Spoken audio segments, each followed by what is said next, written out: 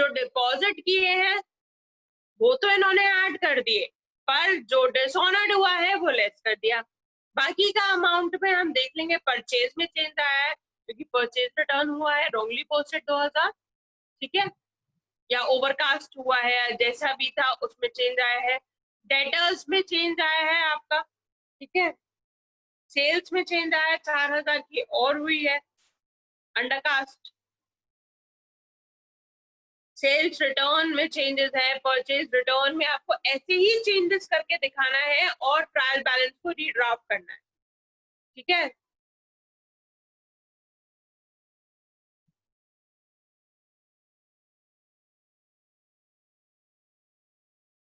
और आपका trial balance match होना चाहिए। लोन आपको देखना है 6% 6 महीने के हिसाब से, मतलब परसेंट दे रखी है तो 6 मंथ का तो ध्यान में रखना ही है। अब हमने बनाया है trading and profit and loss account, जहां पर हमने परचेजेस में से परचेज रिटर्न लेस करके दिखाया। सबसे पहले हमने ट्रेडिंग बनाया, जो जो चीजें हमें दे रखी थी, ठीक है।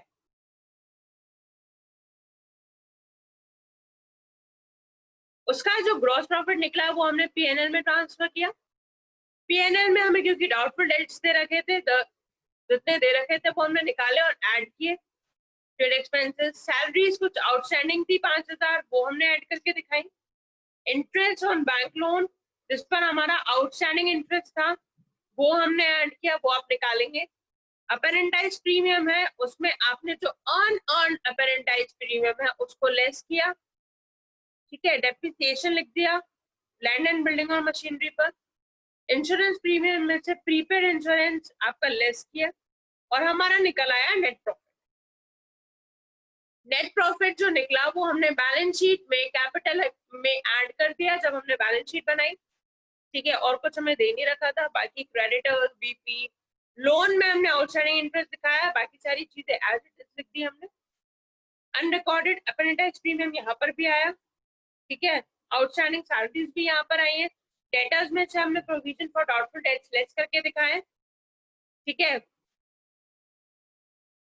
लैंड एंड बिल्डिंग में से डेप्रिसिएशन लेस करके दिखाया। मशीनरी में से हमने जो परचेजेस का ट्रांसफर हुआ था वो हमने ऐड करके दिखाया, ठीक है, और डेप्रिसिएशन लेस करके दिखाया। तो इन्होंने इंटरेस्ट ऑन बैंक लोन तो ऐसे निकाला है, टोटल इंटरेस्ट जो था उस पर 12% 9 महीने के हिसाब से निकाल दिया है जितने मंथ दे रखे, और इंटरेस्ट जो रिसीव्ड हुआ है उसको लेस कर दिया, आउटस्टैंडिंग इंटरेस्ट निकाल दिया। तो इस तरीके से आपको बनाना है फाइनल अकाउंट, जहां पर बच्चों आपको अपने वर्किंग नोट्स भी दिखाने हैं, ठीक है। वर्किंग नोट्स तो दिखाने ही दिखाने हैं, चाहे आप छोटी से छोटी कैलकुलेशन करिए, आप उसके लिए वर्किंग नोट्स दिखाइए। बिना वर्किंग नोट्स के आपको मार्क्स नहीं मिलेंगे अगर आप डायरेक्ट बना देंगे, क्योंकि अकाउंट्स में काम ही वर्किंग नोट्स का है। और वर्किंग नोट्स भी रफली नहीं बनाने, तमीज से बनाने हैं। जैसे इन्होंने, मैं आपको एक एग्जांपल दिखा देती हूँ। ये इन्होंने देखिए वर्किंग नोट्स बनाए हैं, कितने तरीके से बनाए हैं, मार्क्स भी इसी चीज के हैं, ठीक है। तो मेरा चैप्टर फिनिश हो गया है आज। अब मैं आपको लास्ट कुछ इम्पोर्टेंट पॉइंट्स, कुछ इम्पोर्टेंट ट्रीटमेंट बताने जा रही हूँ जो हमने इस चैप्टर में पढ़े थे। तो हमारा थोड़ा सा रिवीजन भी हो जाएगा और हमारा फर्स्ट टर्मिनल सिलेबस आज कंप्लीट हो गया है, ठीक है। ये कुछ ट्रीटमेंट है, कुछ एडजस्टमेंट है, जैसे क्लोजिंग स्टॉक का एडजस्टिंग एंट्री हम क्या पास करते हैं बच्चों, क्लोजिंग टू ट्रेडिंग, ठीक है। आपको पता है हम इसकी ट्रीटमेंट क्रेडिट साइड करते हैं और बैलेंस शीट में हम इसको शो करते हैं एसेट साइड।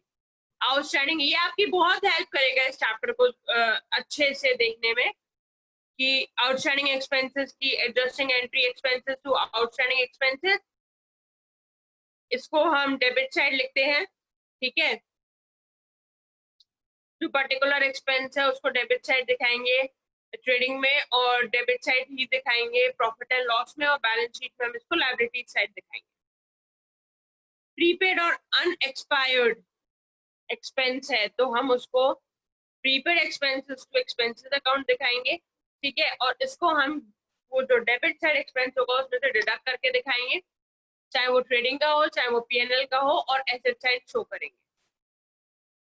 एक्रूड इनकम के साथ भी हम यही करेंगे, एक्रूड इनकम को डेबिट टू इनकम, ठीक है, इसको हम इनकम को ऐड करते हैं क्रेडिट साइड पीएनएल में, ठीक है, जो भी रेस्पेक्टिव इनकम होगी, और इसको हम एसेट साइड दिखाते हैं। ऐसे ही अर्न इनकम में income to earn income account, इसको हम डिडक्ट करते हैं क्योंकि अर्न इनकम है और इसको लायबिलिटी साइड शो करते हैं। डेप्रिसिएशन टू एसेट होता है हमारा, इसको हम डेबिट साइड शो करते हैं पीएनएल में, और हम इसको कंसर्न जो एसेट है उसमें से डिडक्ट करके दिखाते हैं।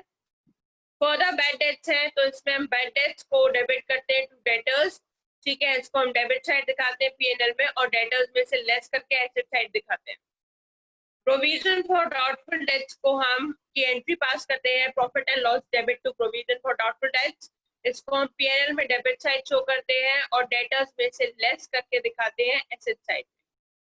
Provision for discount on debtors है आपका, उसमें हम एंट्री पास करते हैं profit and loss debit to provision for discount on debtors, इसको हम पीएनएल में डेबिट साइड शो करते हैं और डेटर्स में से डिडक्ट करके दिखाते हैं एसेट साइड में। फिर हमने पढ़ा था managers commission, manager PNL debit to managers commission, इसको हम डेबिट साइड दिखाते हैं पीएनएल में और लायबिलिटी साइड दिखाते हैं बैलेंस शीट में। एबनॉर्मल लॉस पढ़ा हमने, loss of assets and loss of stock. Asset का होगा, ठीक है, तो हमारा लॉस बाय एक्सीडेंट हुआ, डेबिट टू एसेट, ठीक है, और आपका स्टॉक का है तो accidental loss of stock to trading. जो टोटल वैल्यू ऑफ लॉस है उसको हम क्रेडिट साइड दिखाएंगे, ठीक है, पीएनएल में हम उसको डेबिट साइड दिखाते हैं, ट्रेडिंग में हम उसको क्रेडिट साइड दिखाते हैं, और इररिकवरेबल लॉस को हम डेबिट साइड दिखाते हैं, मतलब पीएनएल में हम इसको डेबिट साइड दिखाते हैं, बैलेंस शीट में हम इसको कंसर्न एसेट में से डिडक्ट करके दिखाते हैं, जो अमाउंट ड्यू है इंश्योरेंस कंपनी का उसको हम एसेट साइड दिखाते हैं। अगली हमने पढ़ी थी goods taken for personal use, ठीक है, तो drawings debit to purchase account, यानी कि जो वैल्यू है उस गुड की उसको हम परचेज में से डिडक्ट करके दिखाते हैं, और कैपिटल में से भी डिडक्ट करते हैं और लायबिलिटी साइड दिखाते हैं। लास्ट है आपका goods taken for staff welfare in expenses debit to purchase account, value of such good, वही उस गुड की वैल्यू को डिडक्ट करते हैं परचेज में से, पीएनएल में डेबिट साइड शो करते हैं, स्टाफ वेलफेयर एक्सपेंस ऐसे, और बैलेंस शीट में शो नहीं करते हैं। तो ये पूरे चैप्टर में हमने ये एडजस्टमेंट पढ़ी है सारी, और उसको हमने कहाँ कहाँ शो करना है, क्या हमें एंट्री पास करनी है, वो मैंने आपको एक बार रिवाइज करा दिया है, ठीक है।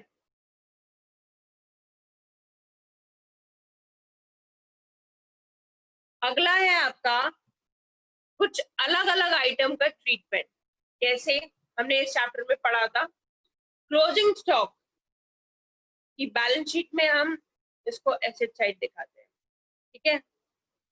आउटस्टैंडिंग एक्सपेंसेस, जो यहाँ पर हम उनका ट्रीटमेंट दिखा रहे हैं जो ट्रायल बैलेंस के अंदर है, तो जो अंदर है उनका हम लायबिलिटीज इसमें दिखाया हमने बैलेंस शीट में, लायबिलिटी साइड प्रीपेड एक्सपेंसेस है,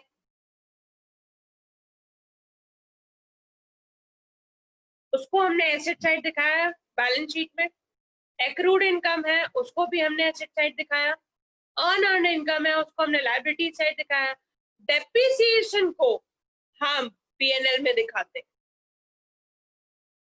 बैड डेट्स को हम पीएनएल में दिखाते हैं डेबिट साइड, और बैड डेट्स जब ओल्ड प्रोविजन और प्रोविजन फॉर डाउटफुल डेट्स हो तब हम ओल्ड प्रोविजन अगर छोटा हो बैड डेट से तो हम प्रोविजन को लेस करते हैं बैड डेट से और डेबिट साइड दिखाते हैं पीएनएल में, और अगर ज्यादा हो तो भी हम उसको लेस करते हैं बैड डेट्स में से, लेकिन क्रेडिट साइड दिखाते हैं पीएनएल, ठीक है। तो ये आपके कुछ इंपॉर्टेंट ट्रीटमेंट्स थे जो मैंने आपको इस चैप्टर में पढ़ाया था, जो मुझे आज डिस्कस करने थे, और लास्ट हमारे इंपॉर्टेंट पॉइंट्स जो इस चैप्टर में है वो मैं डिस्कस करने जा रही हूँ आपसे, उसके साथ हमारे ये चैप्टर फिनिश हो जाएगा, ठीक है। पहला है आपका आइटम्स जो ट्रायल बैलेंस में मेंशन है और वो केवल एक जगह पर लिखे हुए हैं, यानी कि मान लो ट्रेडिंग में लिखे हुए हैं या फिर पीएनएल में लिखे हुए हैं या फिर बैलेंस शीट में लिखे हुए हैं, ठीक है।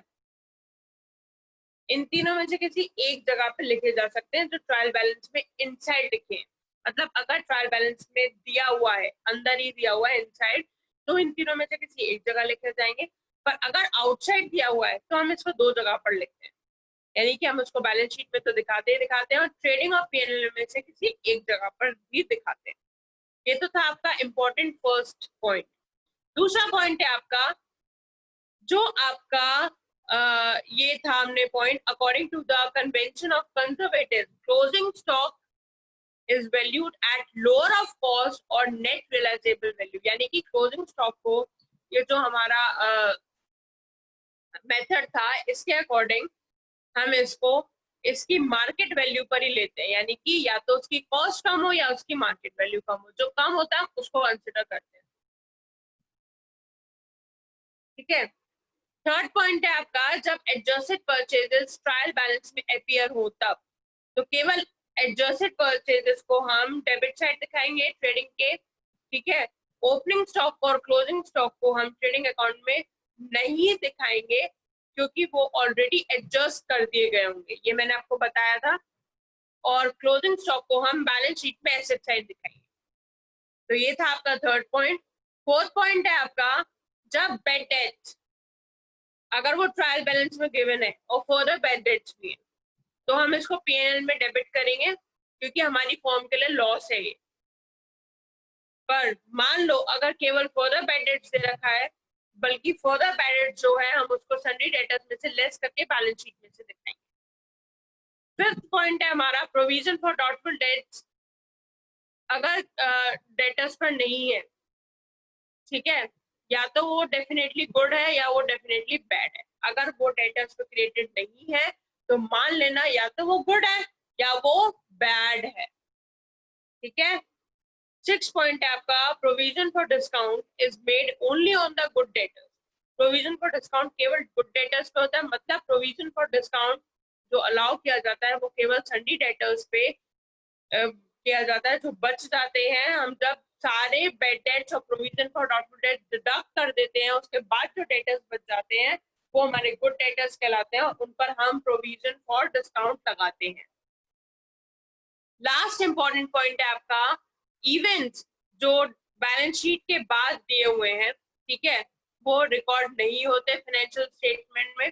जैसे मान लो व्हाइल प्रिपेयरिंग, जब हम फाइनेंशियल स्टेटमेंट बना रहे हैं यानी फाइनल अकाउंट बना रहे हैं 2016-17 का, और फायर हो गई, आपकी आग लग गई 2000 अप्रैल में, मतलब 20 अप्रैल को 2017 में, तो हम इसको फाइनेंशियल स्टेटमेंट में नहीं लिखेंगे। क्यों? क्योंकि हमारा स्टेटमेंट खत्म हो जाएगा 31 मार्च, समझ आ गया।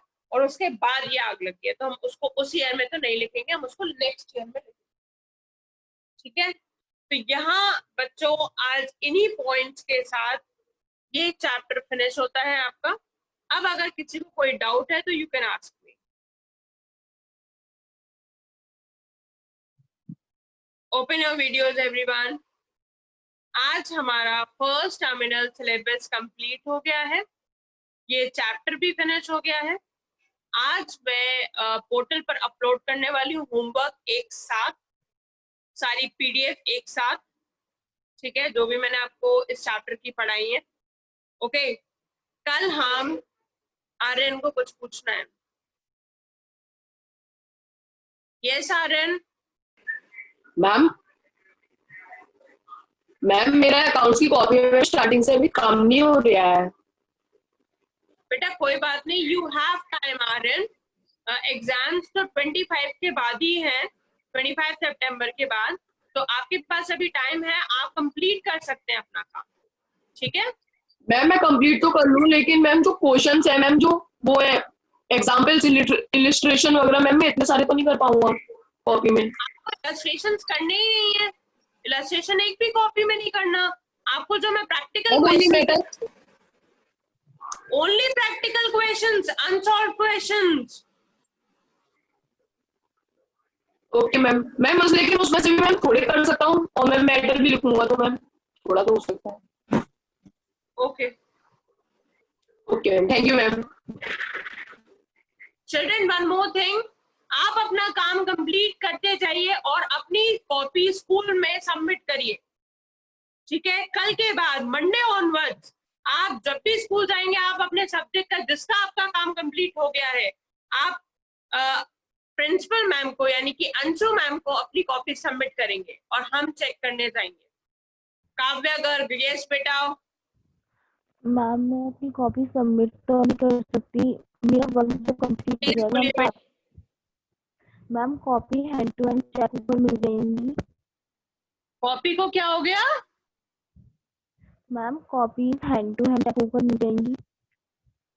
आप तो न्यू एडमिशन हो, अगर आपका हो जाए तो आप दे देना, नहीं तो आप स्कूल में जितने बच्चों का काम कंप्लीट हो गया है, अगर मुझे ऑन टाइम कॉपी स्कूल मिल गई तो वो चेक हो जाएगी, नहीं तो आप, मैं फिर एग्जाम्स के बाद देखूंगी और फिर मार्क्स भी उसके डिडक्ट कर दूंगी। कॉपीज के आपके मार्क्स हैं, आपको बता चुकी हूँ। ठीक है? मैम आपकी पोर्टल की लिंक अलग है। क्या बेटा? पोर्टल की लिंक, मैम आपकी पोर्टल की लिंक अलग है। हाँ बेटा, मेरी लिंक अलग है। Okay ma'am. आपको स्कूल से आ जाएगा वो मैसेज। आप स्कूल में जब जाओगे ना रजिस्ट्रेशन करवाने, आपको सब पता चल जाएगा। ठीक यस है? मैम। Okay ma'am. बच्चों अपना काम कंप्लीट करिए। काम जैसे ही कंप्लीट हो नेक्स्ट वीक में अपनी कॉपी नाम के साथ मैम को देकर आइए, मैम को नाम लिखवाइए अपना, जिस भी सब्जेक्ट की देकर आ रहे हैं वो भी बताइए, और मुझे भी बताइए सेम डे कि मैम हमने मैम को ये कॉपी सबमिट कर दी है, हमारा काम ऑन टाइम कंप्लीट हो चुका है। ठीक है?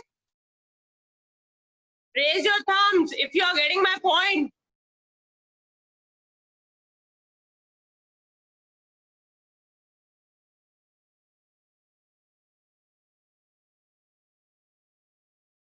Yes, Madhav. मैम अकाउंट्स और बीएस से कोई प्रोजेक्ट वर्क था क्या? बेटा ने तो नहीं दिया था, सर ने दिया था क्या आप लोगों को? नंदिनी दिया था क्या सर ने? हाँ तो कोई बेटा कोई अभी प्रोजेक्ट वर्क नहीं है, मैं दे दूंगी बाद में। ठीक है? फर्स्ट टर्म में कोई प्रोजेक्ट वर्क नहीं है और उसके मार्क्स भी मैं नहीं इंक्लूड करूंगी। ठीक है?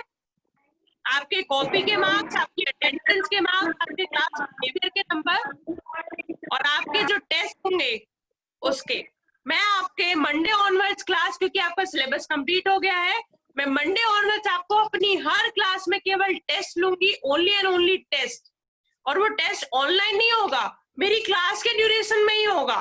जो 40 मिनट्स की मेरी क्लास होती है, मैं उसी में आपको क्वेश्चंस दूंगी, ऐसे ही पीडीएफ के फॉर्म में आपको टाइम ड्यूरेशन दूंगी और आप मुझे वो काम करके दिखाएंगे। Ritika, I'm not able to see you बेटा।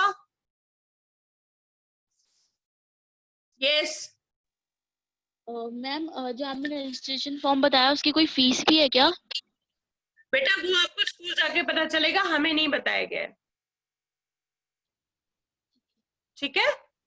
आप एक बार ही स्कूल जाइए, कंफर्म करिए, सब जाओ स्कूल, पेरेंट्स के साथ जाओ या आपस में जाओ साथ में, बट कंफर्म करो। ठीक है? ओके? कुछ पूछना है रितिका? Okay, anyone else? किसी को कोई डाउट? आज हमारा सिलेबस कंप्लीट हो गया है, मंडे से आपके नॉर्मल टेस्ट स्टार्ट हो जाएंगे, जो मैं आपको क्लास के ड्यूरेशन में ही दूंगी। 4-5 क्वेश्चंस, टाइम दूंगी 30 मिनट्स का। जिन बच्चों ने उन 40 मिनट्स में मुझे पूरा क्वेश्चंस करके दिखा दिए पांचों, दैट विल बी ओके। और इसमें आपके ऑब्जेक्टिव क्वेश्चंस नहीं दूंगी, वन वर्ड नहीं दूंगी, कुछ भी नहीं दूंगी, नॉर्मल क्वेश्चंस दूंगी जैसे होते हैं। और आपका केवल और केवल जो आपकी ये क्वेश्चंस है ना, न्यूमेरिकल पार्ट, सिर्फ उसी का टेस्ट लूंगी। ठीक है? थ्योरी का बाद में लूंगी, पहले सारे न्यूमेरिकल चैप्टर का। तो मंडे को आपका अकाउंटिंग इक्वेशन का लूंगी, हालांकि मैं आपको कल बता दूंगी। ठीक है? आर्यन, कहाँ हो तुम? मुझे दिख नहीं रहे Aryan. Aryan, I'm not able to see you, beta. Yes, पूछिए. मैम जो टेस्ट होगा मैं अकाउंटिंग इक्वेशन का होगा. हाँ बेटा, पहला टेस्ट मैं अकाउंटिंग इक्वेशन का लूंगी, ठीक है. मैं Okay, बता ma'am, दूंगी. okay. जिस भी चैप्टर का टेस्ट लूंगी मैं एक दिन पहले प्रायर आपको बता दूंगी. Okay, thank you ma'am. Anything else, children? Nothing? Okay then. Have a nice day, children. Thank you, class.